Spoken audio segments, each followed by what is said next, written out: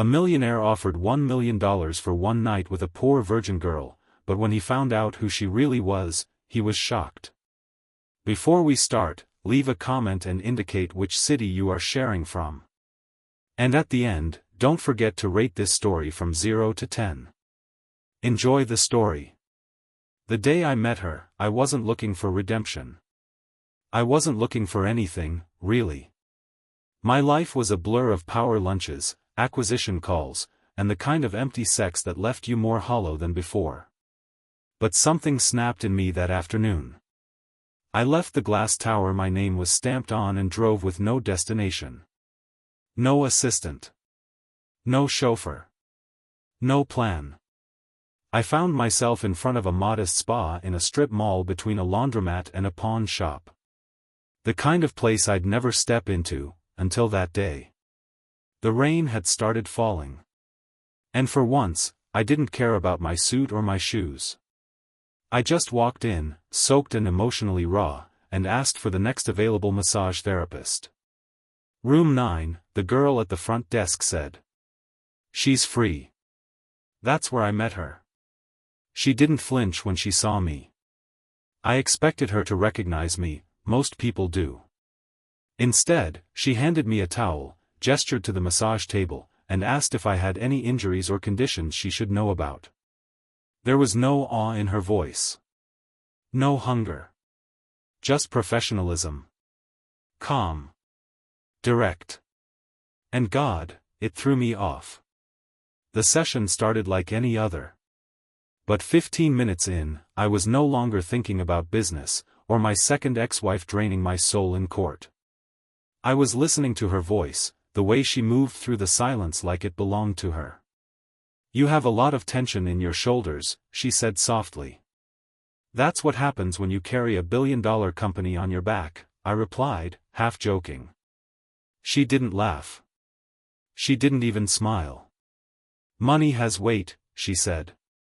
But so does guilt. I opened my eyes. She was staring out the window as if she hadn't just cracked my soul open with a sentence. Afterward, I pulled out my wallet. She stopped me with a firm look. Your card was charged at the front.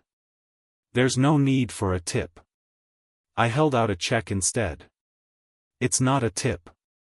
It's interest. In you.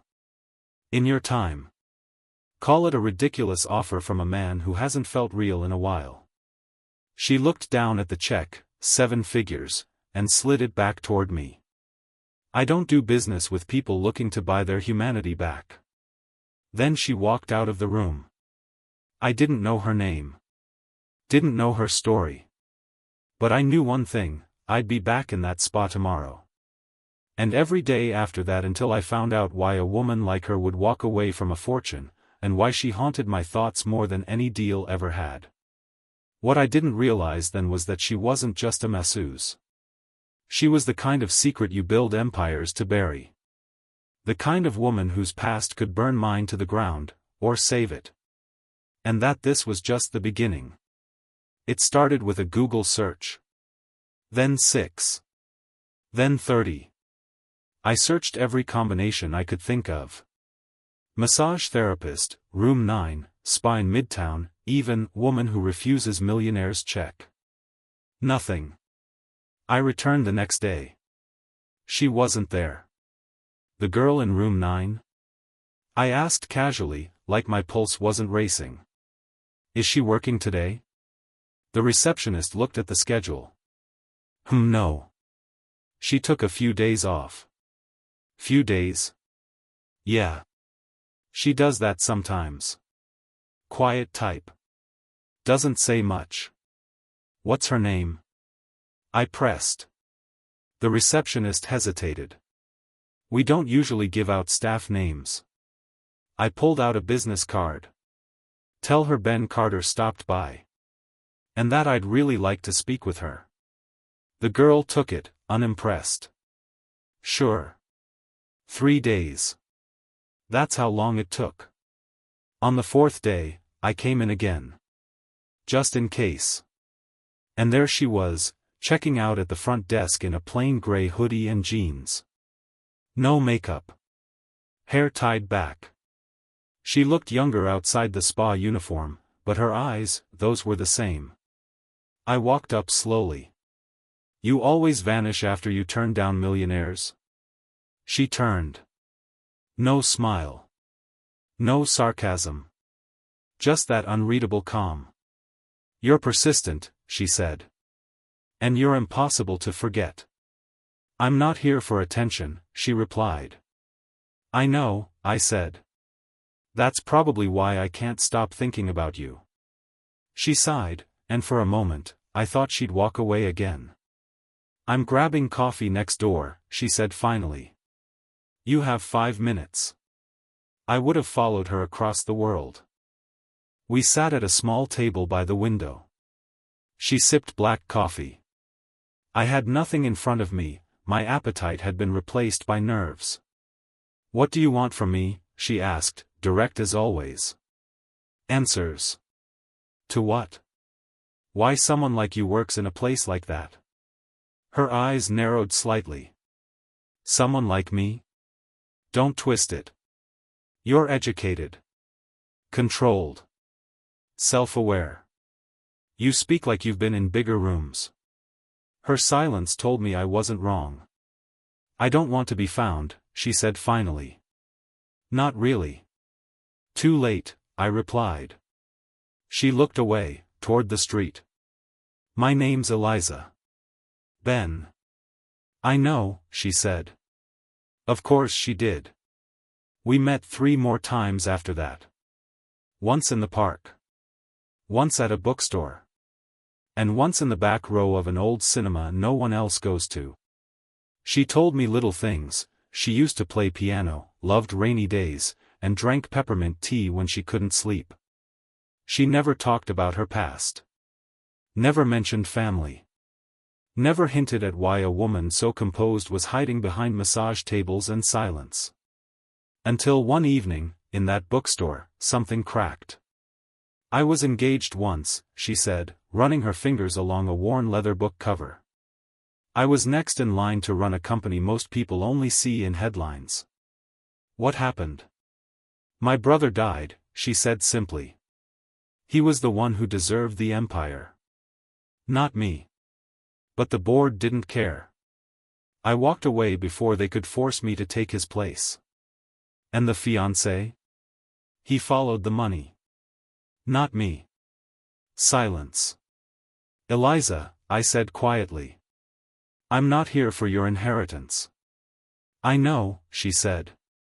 That's what makes you dangerous. I wanted to ask her everything. What company? What happened to her family? Why hide in plain sight? But something in her tone said, not yet. So I waited. I waited because I knew this wasn't just a woman I'd met at a spa. She was the storm before the reckoning. The truth behind the curtain. And I could feel it in my bones, whatever she was running from, it wasn't over. Not even close. There's a moment in every man's life when he realizes he's not in control anymore. Mine came on a Tuesday morning, at 8:37 a.m., in the middle of a shareholder meeting, when I found myself staring at my phone instead of the $1 million presentation on the screen. No texts. No calls. Nothing from her. I should have been focused. We were closing a deal that would shift the valuation of my company by $1 billion. But all I could think about was the sound of her voice when she told me about her brother. The way she stared through people like she could see their intentions before they even spoke. Eliza. What kind of woman gives up an empire, and then disappears into obscurity? I needed to know more. But more than that, I needed her to trust me. That afternoon, I pulled strings. Called in favors. Quietly reached out to 2 of the best private research firms in New York. I told myself it was for her safety. That I needed to know who might come after her. That I'd never use the information unless I had to. It took them 12 hours to deliver a name, Eliza Kingsley. As in Kingsley Holdings. A multinational conglomerate. Luxury brands, aviation, pharmaceuticals, you name it. Her family controlled over 30 billion in assets. She wasn't just an heiress. She was the ghost of the Kingsley fortune. And she had vanished. 2 nights later, we met again. Same bookstore. Same table near the back. She looked beautiful in a way that was almost haunting, black coat, no makeup, but eyes that looked like they'd seen too much. I watched her place her tea down carefully, as if she were avoiding noise on purpose. "I Googled you," I said quietly. Her hands stilled. She didn't lift her eyes. "And?" "I didn't like what I found." She looked up then. No fear. Just sadness. "That wasn't supposed to be my life. You could have had everything." "No," she corrected, "I could have had their version of everything. But I would have lost myself." I leaned in. "What are you running from, Eliza?" She met my gaze. "My father's death wasn't an accident." I didn't speak. I didn't breathe. Her voice dropped to a whisper. "They say it was a stroke. But it wasn't. He found something out about the company. Something ugly. And then suddenly, gone. Just like that." She looked down. "I didn't want to be next. Eliza, if someone's after you." "No," she cut in, gently. "Not now. It's been years. The board is full of cowards. They won't touch me now that I've walked away. But back then, when I still had something they wanted, it felt like walking a tightrope over fire." I studied her. "Why tell me this now?" She hesitated. "Because I think I want to stop running." That night, I didn't try to touch her. I didn't try to kiss her. I just walked her home and stood outside her apartment while she unlocked the door. She turned to me before stepping inside. "You scare me, Ben." "Why?" "Because you see through me. And I'm not sure I'm ready to be seen." Then she closed the door. And left me standing in the hallway, with my hands in my pockets, realizing I was already in too deep. The next morning, I called off 3 meetings. I had one focus now: protect her. Even if she didn't ask me to. But just when I thought I was finally getting close, my assistant ran into my office, pale as a sheet. "Sir, you need to see this." He handed me a tablet. There, on the screen, was a breaking news headline. "Kingsley heiress spotted with billionaire Ben Carter, secret romance or power play?" Below it, photos of us leaving the bookstore. And worse, her name. Her real name. Exposed. I felt my chest tighten. My phone rang. Unknown number. I answered. And a cold voice on the other end said, "You should have left her in the shadows, Mr. Carter. Now you've made her visible again." Then they hung up. I've survived hostile takeovers, boardroom coups, and billion-dollar lawsuits. But nothing prepared me for the hollow silence that followed that phone call. "You've made her visible again." 7 words. No threat. No demand. Just a quiet warning, from someone who clearly knew exactly who she was, and who I was too. I looked at the article again. Someone had followed us. Taken those photos. Tracked her. And leaked it to the media. The shadows she lived in? I had just lit them up with spotlights. And now, someone was watching. I called her 5 times. No answer. By the 6th, I left a message. "Eliza, it's me. I messed up. I didn't leak anything, I swear. But someone else did. We're being followed. Call me back. Please." Hours passed. My phone stayed silent. By evening, I left the office and drove to her apartment. The hallway light was flickering. I knocked twice. Nothing. I knocked again. Louder. Still nothing. Then I noticed it, barely visible under the doorframe, a single envelope. My name was on it. I picked it up, heart racing, and opened it. No note. Just a hotel keycard. And a room number, 1409. I arrived at the hotel within 20 minutes. It wasn't luxury, but it was discreet. The kind of place someone goes to disappear. Room 1409. I knocked once. The door opened slowly. She looked different. Not scared. Just tired. "Come in," she said quietly. I stepped inside. No makeup. No mask. Just her. "I had to leave," she said. "They know where I live now. Eliza, I'm sorry. I never wanted this." She nodded. "I know.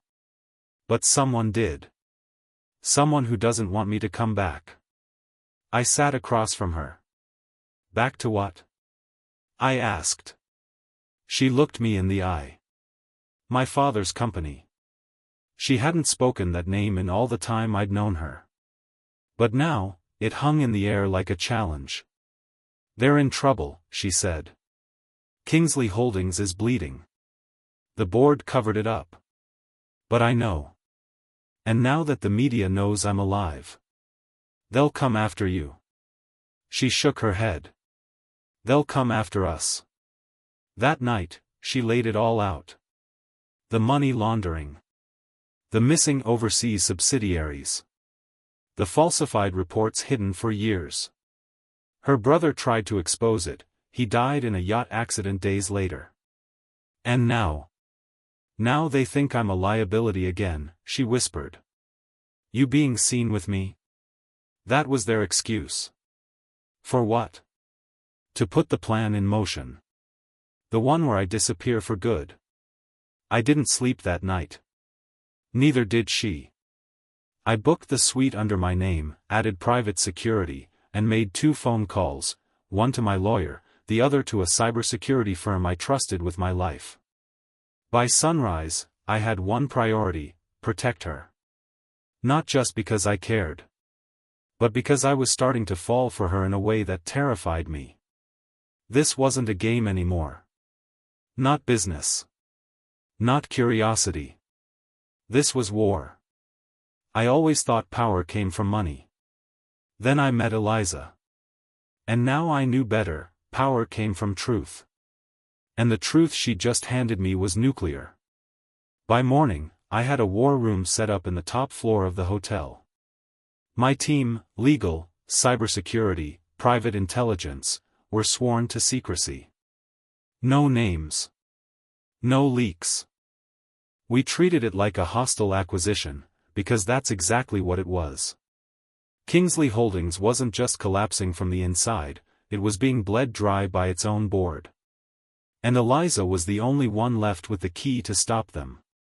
But she didn't want revenge. She wanted justice. And they wanted her gone. We spent the next 72 hours in lockdown. Eliza didn't sleep much.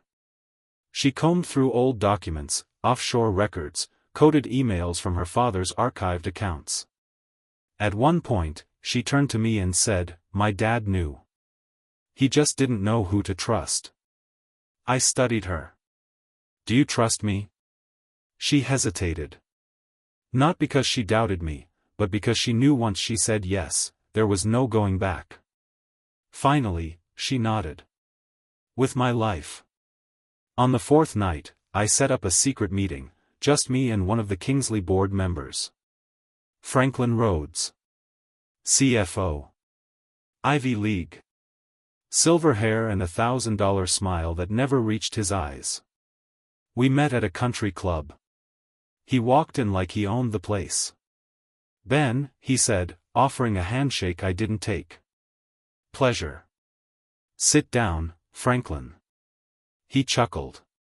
"Straight to business. I know what you're doing to Kingsley Holdings. I know about the offshore shell companies. I know about the payments routed through Zurich. And I know you're planning to blame Eliza." His smile cracked. That's a hell of an accusation. It's not an accusation. It's a warning. He leaned in. You don't know what you're stepping into, Carter. That girl, she's not who you think she is. I stared him down. She's more than you'll ever be. And this is your only chance to walk away before the storm hits. He stood. You have no idea what you've started. No, I said, rising too, you have no idea what's coming. When I returned to the hotel, Eliza was sitting by the window, watching the city lights like they were old memories. He won't back down, I said. She didn't flinch. I didn't expect him to. Then what's the next move? She turned slowly. We give them a reason to panic. That night, we sent a single anonymous file to a financial journalist at a respected outlet. Just one. Containing enough proof to make headlines, and just enough mystery to keep the world asking questions. Within hours, the story broke. Anonymous whistleblower raises alarms about Kingsley Holdings' financial integrity. Stock trembled. Whispers spread. Boardrooms panicked. But we weren't done. Not yet. The next morning, Eliza asked me to drive her somewhere, an old estate on the edge of the city. It used to be her father's. Abandoned now. Covered in ivy and ghosts. We walked through the dusty halls in silence. She led me to a locked study. Inside, everything was still exactly how her father had left it. She knelt near a loose floorboard. Pulled it up. Inside was a locked metal case. She opened it. Inside, original ledgers, backup drives, letters, evidence. Hard proof. Not just of fraud. But of murder. And a name. Franklin Rhodes. She stood, holding the folder like it weighed more than the world. This, she said softly, is how we take them all down. By sunrise, the city didn't know it was standing on the edge of a cliff. But we did. The information Eliza had uncovered in her father's study, bank transfers, forged documents, handwritten notes detailing threats, was no longer just scandalous. It was criminal. And it was going to burn Kingsley Holdings to the ground. I looked at Eliza across the war room table, her face pale but steady. Once we release this, I told her, there's no turning back. You'll be dragged into the spotlight again. They'll come for you. They'll spin it. Attack your name. Everything. She stared back at me with those unflinching eyes. I'm done hiding, Ben. Let the world see them for who they really are. We released the first wave at 9 a.m. A leak to the SEC. A dossier sent to the Wall Street Journal.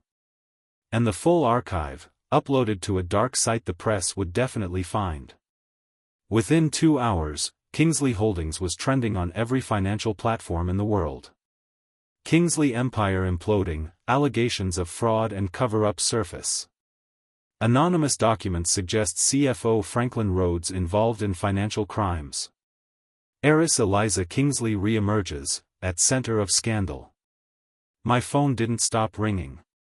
Neither did hers. But we ignored them. The mission was simple, survive the storm, and tell the truth. By noon, their lawyers reached out. Thinly veiled threats. PR statements dripping with denial. They even accused Eliza of forging documents, until the banks confirmed the records. Franklin Rhodes appeared on television that evening. Calm. Polished. We have nothing to hide, he said. These allegations are part of a smear campaign led by someone with a personal vendetta. He didn't mention Eliza's name. But he didn't need to. The next day, she did a live interview. No makeup. No stylist. Just her. The interviewer asked, "Why now?" Eliza looked straight into the camera. Because silence didn't protect my father. And it won't protect the people they're still hurting. This isn't about money. It's about truth. Her voice didn't waver. And the world listened. The next morning, the fallout hit full force. Kingsley's stock plummeted. 2 board members resigned. The DOJ launched a preliminary inquiry. Whistleblowers, former employees who'd been silenced, began stepping forward. It was happening. Exactly as we'd planned. But not everyone was willing to go down quietly. That night, as we left the hotel through the back, a black SUV followed us. I noticed it in the mirror. "Get down," I told her. The vehicle sped up, then swerved, blocking the alley. 2 men jumped out. No badges. No words. Just guns. I hit the gas, turned hard, clipped a dumpster, and drove over a curb into oncoming traffic. Horns. Screams. Chaos. But we lost them. We made it back to my penthouse, shaken but alive.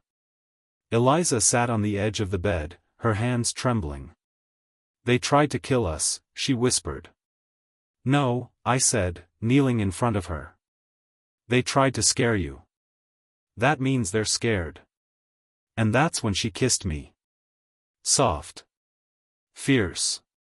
Like she needed to feel something real in the middle of all this madness. And I kissed her back.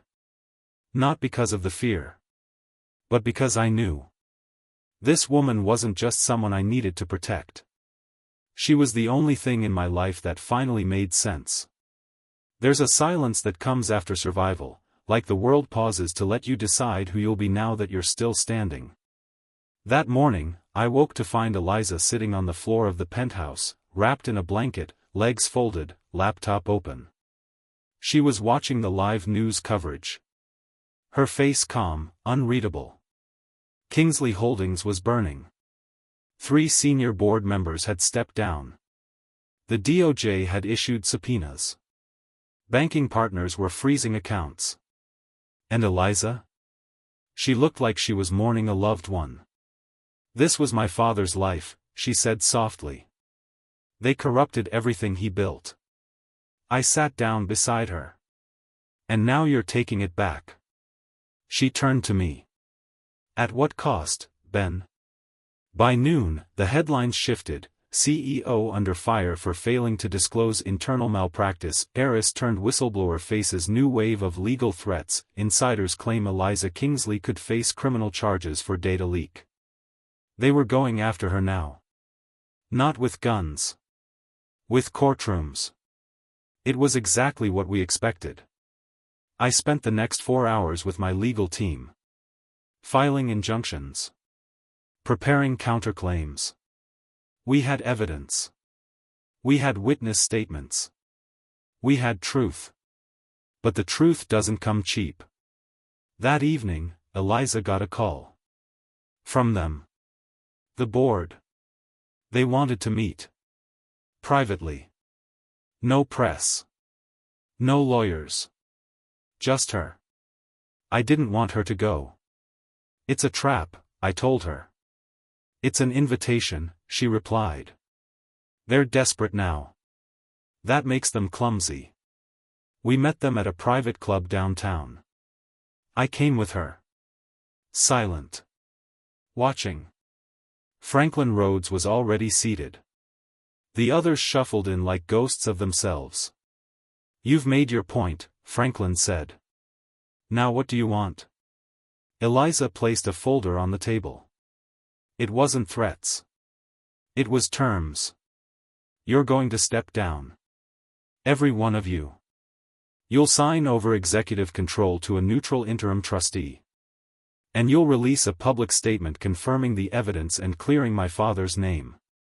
They scoffed. One of them laughed.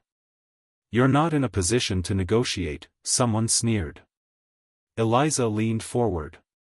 "You're wrong. I'm not negotiating. I'm offering you a lifeline. Because when the second round of evidence drops tomorrow, your investors will want more than your resignations. They'll want your heads." By the time we left, no one laughed. The board had until 8 a.m. to respond. And Eliza had never looked more powerful. But power doesn't shield you from fear. That night, she cried in my arms for the first time. Not because she was scared of losing, but because she was finally letting go. Of her brother. Of her father. Of the life they stole from her. And the woman she had to become just to survive. At 7:53 a.m., the board emailed us a signed letter of full compliance. Kingsley Holdings was theirs no longer. And the world would finally know the truth. But in that moment, with the fight finally won, Eliza said something I'll never forget. Justice is never clean. It costs you pieces of yourself. I pulled her close. You didn't lose anything, I whispered. You found it. And you're not alone anymore. You always imagine victory as fireworks. But the truth? It's quieter. Victory looks like long emails from lawyers. Frozen stock tickers. Press conferences with tight smiles and the word, no comment, repeated like gospel. It looks like exhaustion.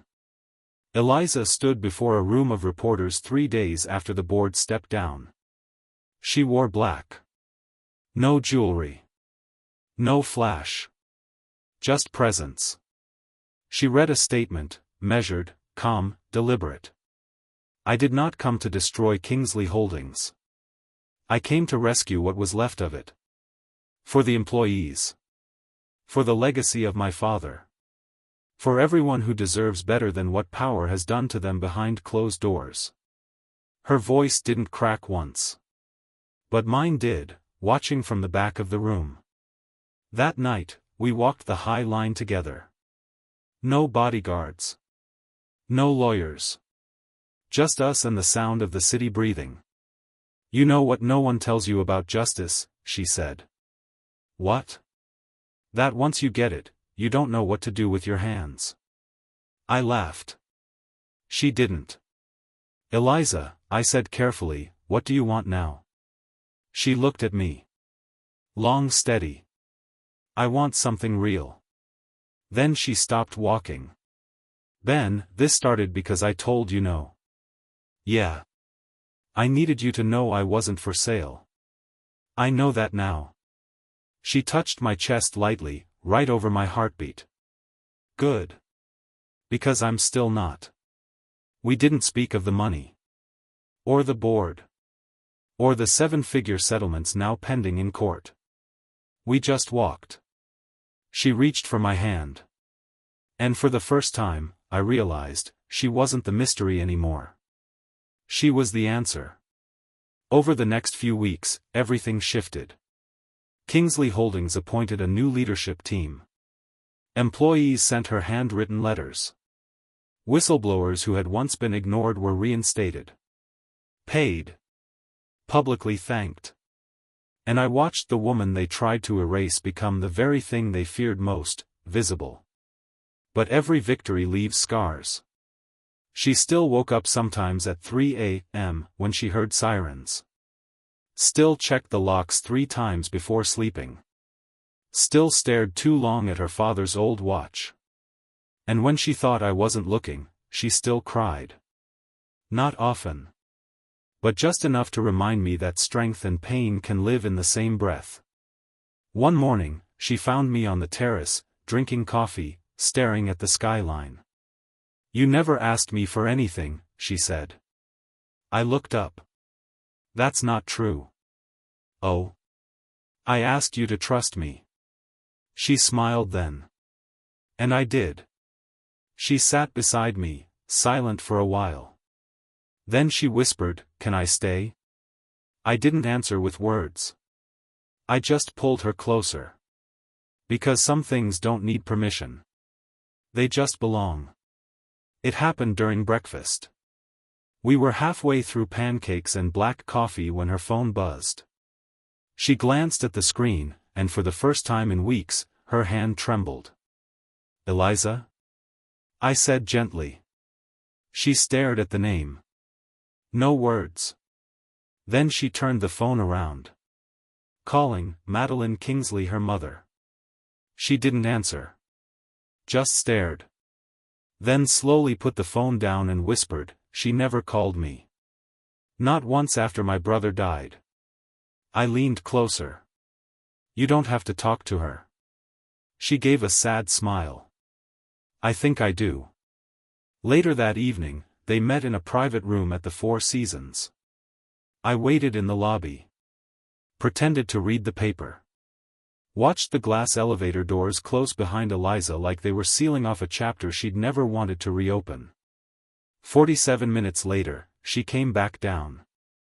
Her eyes were dry. But her shoulders looked heavier. I stood.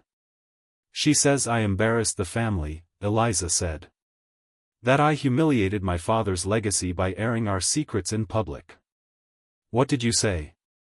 She took a shaky breath. "I told her truth isn't humiliation. What's humiliating is silence." That night, she didn't sleep. And neither did I. She lay curled on her side, the moonlight catching the curve of her cheek, eyes open. "She knew," she whispered. "Knew what?"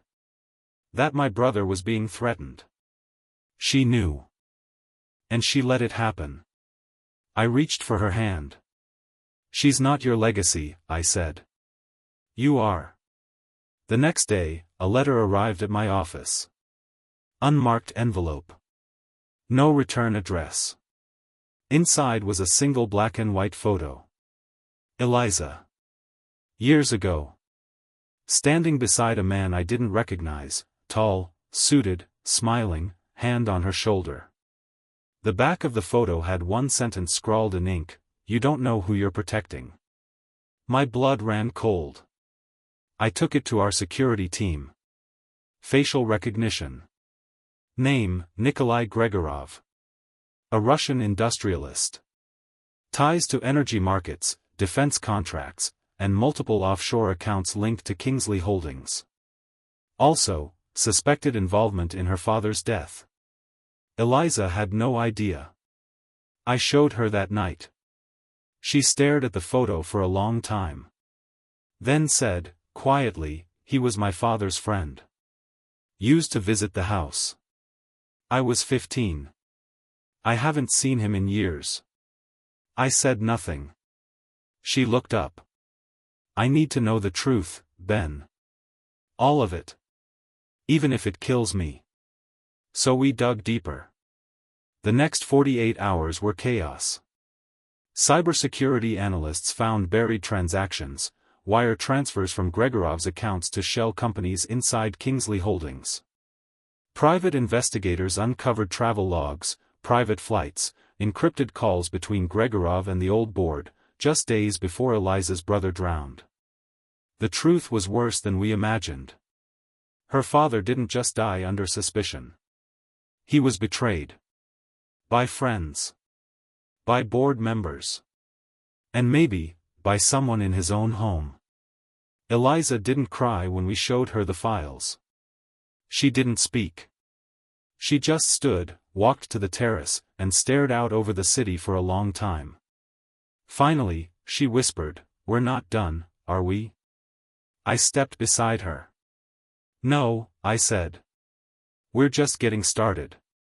They say the truth will set you free. But they don't tell you what it costs." By the time we'd finished our investigation, one thing was clear: Eliza's father had uncovered a network of corruption so deep, so international, that his death wasn't just convenient. It was necessary, to them. The men who profited from his silence. The men who had now turned their attention to her. And she was ready for all of them. We flew to D.C. under aliases. Quiet. Unannounced. Our destination, a sealed-door meeting with a federal task force on corporate crime. Eliza presented everything: files, emails, wire transfers, signed memos.